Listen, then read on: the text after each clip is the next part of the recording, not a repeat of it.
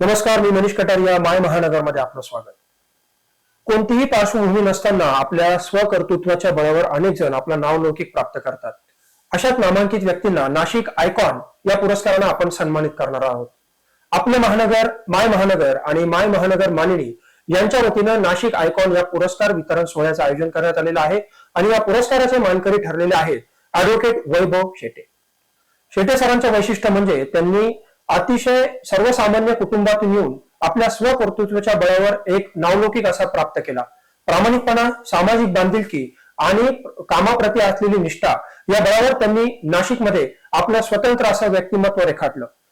आज आपल्या सोबत आहेत ऍडव्होकेट वैभव शेटे सर. सर, स्वागत आहे आपलं माय महानगरमध्ये. आपण ज्या पद्धतीने हा प्रवास केला, एका सर्वसामान्य कुटुंबातून आपण आहात. आम्ही जेव्हा आपल्याशी बोललो तेव्हा आम्हाला एक माहिती मिळाली की हवाई दलामध्ये ऍडमिनिस्ट्रेटिव्ह ऑफिसर म्हणून आपल्याला संधी असताना देखील आपण वकिली व्यवसायामध्ये येण्याचा निर्णय घेतला. नेमकं हा प्रवास कसा राहिला आणि या मागचं नेमकं कारण काय?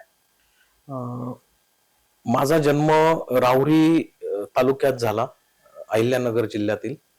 परंतु लहानपणापासून माझा सांभाळ माझे आजोबा कैलासवासी शिवाजीराव शेटे, जे या शहराचे उपनगराध्यक्ष राहिलेले होते, त्यांच्याकडे झाला. माझं शालेय शिक्षण Saint Xavier's high school Nashik road या ठिकाणी झालं इयत्ता 10वी पर्यंत. त्यानंतर RYK कॉलेजमध्ये माझं डिग्रीपर्यंत BSc झालंय माझं. आणि त्यानंतरचं माझं लॉचं ग्रॅज्युएशन NBT लॉ कॉलेजमधून झालं. आणि मी DBM आणि MMS जे मराठा विद्या प्रसारक समाजाचं IMRT कॉलेज आहे त्या ठिकाणाहून केलं. माझ्या आजोबांची पूर्वीपासून इच्छा होती की मी खूप शिकलो पाहिजे आणि ते मला नेहमी डॉक्टर श्रीकांत जिचकरांचं उदाहरण द्यायचे की त्या व्यक्तींनी जशा डिग्र्या घेतल्या आणि उच्च शिक्षित झाले तसं तू देखील व्हावं. आणि त्यांची जी काही इच्छा होती ती मी खऱ्या अर्थाने पूर्ण करू शकलो, यात मला आनंद आहे.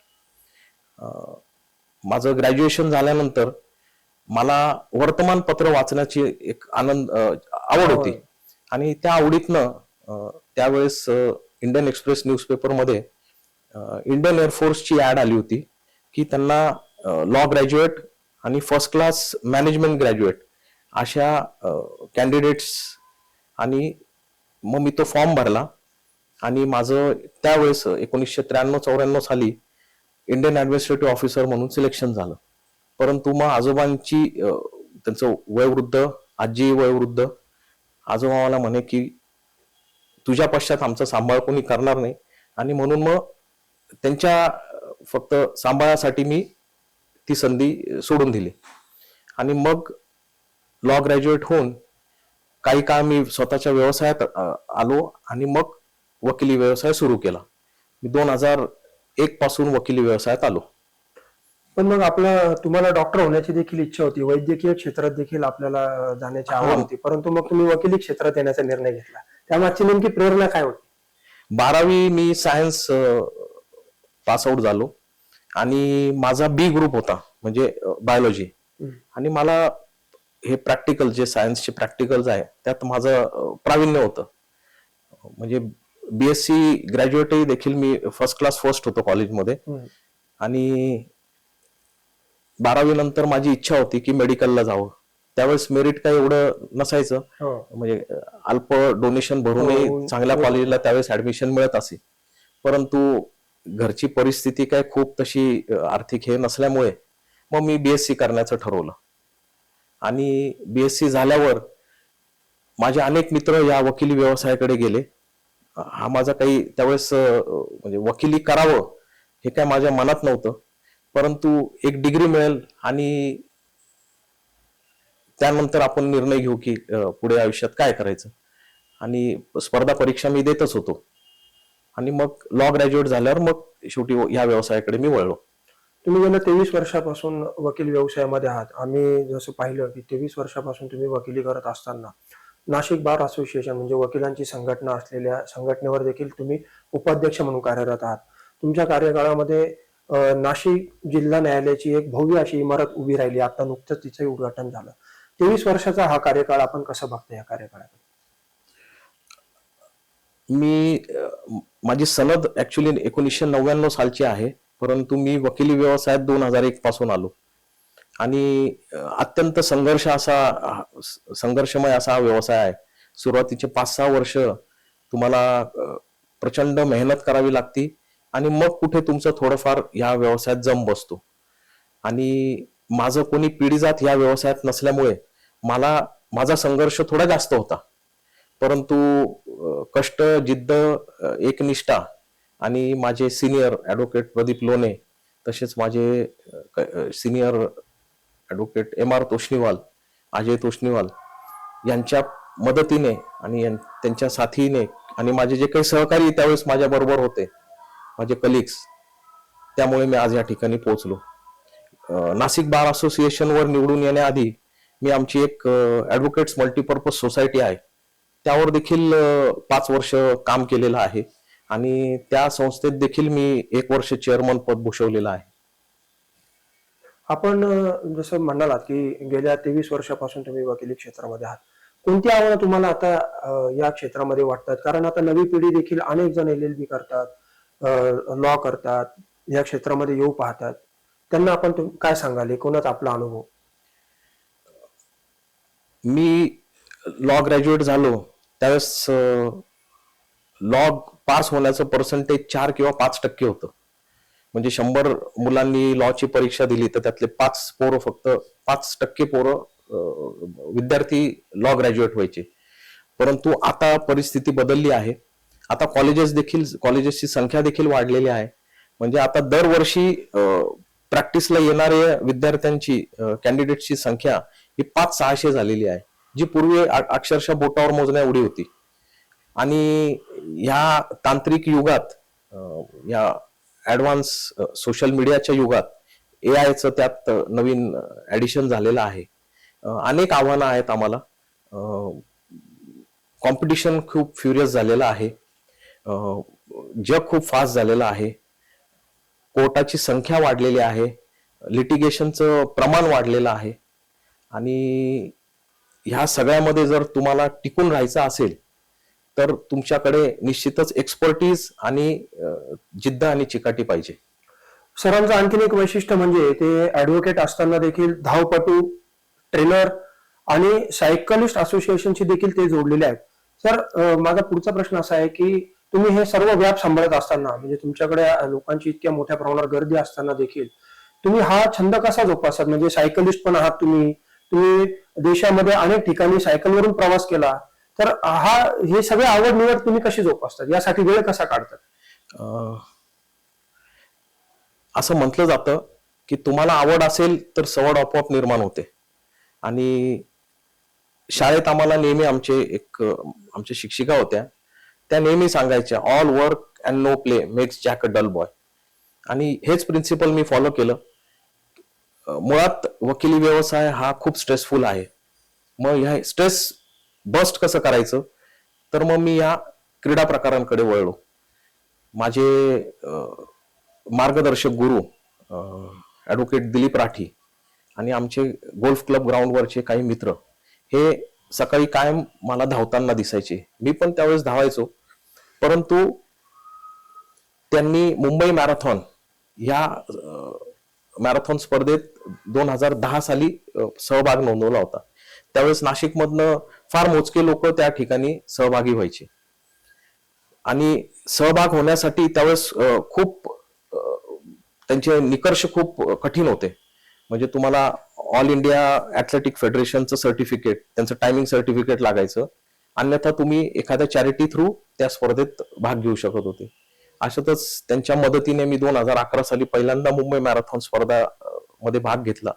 आणि 2011 पासून आता 2025 पर्यंत मी सातत्याने मुंबई मॅरेथॉन करतोय. आजवर मी साधारण 150 टाइम्ड मॅरेथॉन केले असतील. भारतात आणि भारताबाहेर दुबईला देखील मी एक मॅरेथॉन स्पर्धेत भाग घेतलेला आहे. पूर्वी आशिष टिबरेवाला म्हणून एक कोच, जे राजस्थान रॉयल क्रिकेट संघाचे प्रशिक्षक होते, त्यांच्याकडे आम्ही ट्रेनिंग करायचो. आणि त्यानंतर मी डॉक्टर सुनील मोरे आणि रणजित शर्मा यांच्याकडे ट्रेनिंग करायला लागलो. मग त्यांच्याकडे ट्रेनिंग करत असतानाच मी अशी संकल्पना त्यांच्याकडे मांडली की हा जसा फायदा आम्ही घेतोय तसंच नाशिकच्या इतर जनतेला देखील तुम्ही याचा फायदा द्या. म्हणून मग आम्ही त्यांच्या मदतीने फिटनेस फर्स्ट अकॅडमी ही संघटना स्थापन केली. आज मला खूप आनंद होतो सांगताना की नाशिक मधले वय वर्ष 5 ते वय वर्ष 70 या वय गटातील महिला आणि पुरुष असे साधारण 1000-1500 लोक याचा आनंद घेत आहे.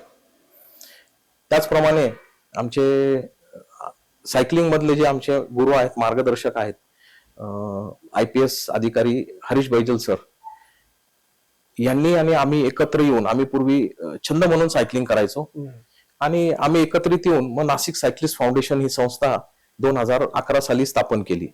आणि तुम्ही बघतच असाल आज नाशिकमध्ये हिरव्या जर्सीमध्ये तुम्हाला सकाळी नाशिकभर सायकलिस्ट दिसतात. ते या संघटनेचे सगळे सदस्य आहेत. मी या संघटनेचा देखील अनेक वर्ष मी उपाध्यक्ष म्हणून काम पाहिलेलं आहे.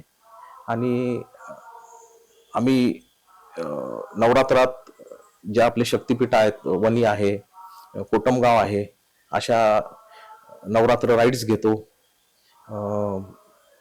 आषाढात आमची पंढरपूर वारी असती. त्या वारीत देखील साधारण आम्ही 700-800 सायकलिस्ट नाशिकमधनं पंढरपूरला सायकलवर जात असतो. आणि विविध आमची एक पेलेटॉन म्हणून एक सायकल स्पर्धा असती. अशा विविध. त्यानंतर आपल्या देशाचे आदरणीय पंतप्रधान नरेंद्रजी मोदी यांनी जी स्वच्छ भारत अभियान ही संकल्पना मांडली, त्याच्या प्रचार आणि प्रसारासाठी मी आणि माझे इतर मित्र सायकलिंग करत इंडिया गेट ते गेटवे ऑफ इंडिया असा दिल्ली ते मुंबई हा सायकल प्रवास केलेला आहे. भारत सरकारच्या अनेक उपक्रमामध्ये तुम्ही स्वतःहून सहभागी झाला. या पुढचं तुमचं मोठं काय असेल, पुढचं उद्दिष्ट तुमचं काय असणार आहे? यापुढे जे काही माझे छंद आहेत हे जोपासणं, आनंदी राहणं, आपल्यापासून कोणाला त्रास होणार नाही असं माझं एक नियम आहे. आणि हे सगळं करत असताना व्यवसाय हा कसा माझा विरंगुत होईल. माझा एक मुलगा आता नुकताच ह्या माझ्या व्यवसायात त्याचं पदार्पण झालेलं आहे. तो पुण्यात प्रॅक्टिस करतोय. यावर्षीच तो लॉ ग्रॅज्युएट झालाय. ऍडव्होकेट प्रशांत पाटलांकडे तो ज्युनियरशिप करतोय. आणि या वकिली या बार असोसिएशनच्या माध्यमातून जे तरुण वकील आमचे सहकारी या व्यवसायात येत आहेत त्यांचे जे काही प्रश्न आहेत ते सोडवण्याचा माझा प्रयत्न असेल. सर, शेवटचा प्रश्न. तुम्ही देशाच्या सरन्यायाधीशांची भेट घेतली, चंद्रचूड साहेबांची, आणि त्यांच्याशी बोलण्याचा तुम्हाला योग आला. तो अनुभव तुमचा कसा होता? तुम्ही जसं सांगितलं की इतक्या उच्च पदावर असताना देखील ते व्यक्ती स्वतःसाठी आणि देशासाठी ज्या पद्धतीनं डिवोटेड होऊन काम करतात, तुमचा त्यांच्याशी अनुभव कसा होता ज्यावेळेस तुम्ही त्यांच्याशी बोलला? जस्टिस चंद्रचूड साहेबांनी ज्यावेळेस भारताच्या सरन्यायाधीश पदाची शपथ घेतली तर सर्वप्रथम आमची जी वकिलांची सर्वोच्च महाराष्ट्रातली संस्था आहे, bar council of Maharashtra and Goa, यांनी त्यांचा सत्कार समारंभ दादर येथील स्वामीनारायण हॉलमध्ये आयोजित केला होता.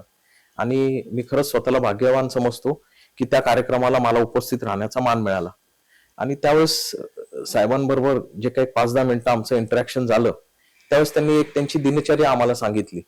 आणि एवढ्या उच्च पदस्थ व्यक्तीकडे स्वतःसाठी, समाजासाठी, न्यायदानासाठी आणि त्यांची सगळ्या ज्या आवडीनिवडी जोपासण्यासाठी वेळ आहे. म्हणजे त्यांनी सांगितलं की त्यांनी एक मुलगी दत्तक घेतलेली आहे, तिचा देखील त्यांनी सांभाळ ते करताय. म्हणजे खरंच मी स्वतःला भाग्यवान समजतो की अशा व्यक्ती ह्या देशात आहेत आणि अशा व्यक्तींनी या देशाच्या सर्वोच्च न्यायाधीश पदाचं पद सांभाळलेलं आहे. आणि जे काही त्यांच्याशी इंटरॅक्शन केलं तर त्यांनी त्यांची दिनचर्या मला सांगितली. आणि निश्चितच त्यातनं मी प्रेरणा घेऊन मी देखील स्वतःला काही अंशी त्यात म्हणजे त्यांच्या मार्गदर्शनाखाली काम करण्याचा प्रयत्न करतोय. निश्चितपणे. तर हे होते ऍडव्होकेट वैभव शेटे, ज्यांनी आपला वकिली व्यवसाय करत असताना, सामाजिक बांधिलकी जोपासताना, मग नाशिक सायकलिस्ट असोसिएशन असेल किंवा फिटनेस फर्स्टच्या माध्यमातून ते येणाऱ्या पिढीला मार्गदर्शक ठरत आहेत. त्याच पद्धतीनं भारत सरकारच्या विविध उपक्रमांमध्ये ते स्वतःहून सहभागी होऊन या देशाप्रती देखील आपली सेवा ही बजावत आहेत. अशा व्यक्तींना नाशिक आयकॉन हा पुरस्कार देताना माय महानगर आणि आमच्या संपूर्ण टीमला विशेष असा आनंद होतोय. 20 डिसेंबर रोजी ज्येष्ठ अभिनेते गिरीश ओक यांच्या प्रमुख उपस्थितीमध्ये या पुरस्काराचे वितरण करण्यात येणार आहे आणि नाशिकमधील विविध क्षेत्रामध्ये उल्लेखनीय कार्य करणाऱ्या व्यक्तींचा या सोहळ्यामध्ये सन्मान केला जाईल. धन्यवाद.